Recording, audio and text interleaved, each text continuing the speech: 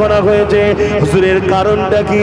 হযরত আবু বকর সিদ্দিক বলল, শোনো, আব্দুল্লাহ ইবনে উবাই যা রয়েছে আমি আবু বকরের তাই রয়েছে, কিন্তু আমার যা আছে আব্দুল্লাহ ইবনে উবাইয়ের তাই নাই। আব্দুল্লাহ ইবনে উবাই নবীর হাতে হাত দিয়েছে, আমিও দিয়েছি। ওরও নামাজ আমারও নামাজ, ওরও রোজা আছে আমারও রোজা আছে, ওরও হজ আছে আমারও হজ আছে, ওরও দান খৈরাত আছে আমারও দান খৈরাত আছে, সব ওর যা আছে আমারও তাই আছে।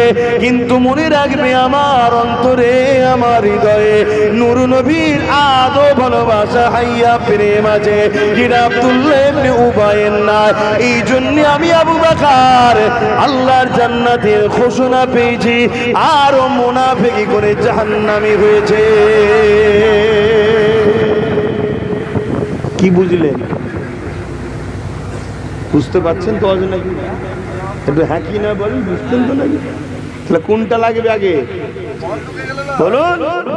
তাহলে কেউ যদি বলে আমি কোরআন খুলে খুলে বলি, হুজুরের জীবনী বলা আপনি কোরআন আল্লাহর কথা, আরে আল্লাহর কথা তো অবশ্যই, কিন্তু কোরআনের বাস্তবটাই তো মুহাম্মদুর রাসূল। জোরে বলুন সুবহানাল্লাহ। কোরআনটা তো রাসূলুল্লাহর উপর এসেছে, নবী তো সাহেবে কোরআন, কানা খুলুকুল্লাহুল কোরআন। তাহলে কেউ যদি কোরআন বুঝতে চায় তাকে নবীর জীবনী দেখতে হবে, কারণ নবী যা করেছে কোরআন অনুযায়ী করেছে। জোরে বলুন সুবহানাল্লাহ।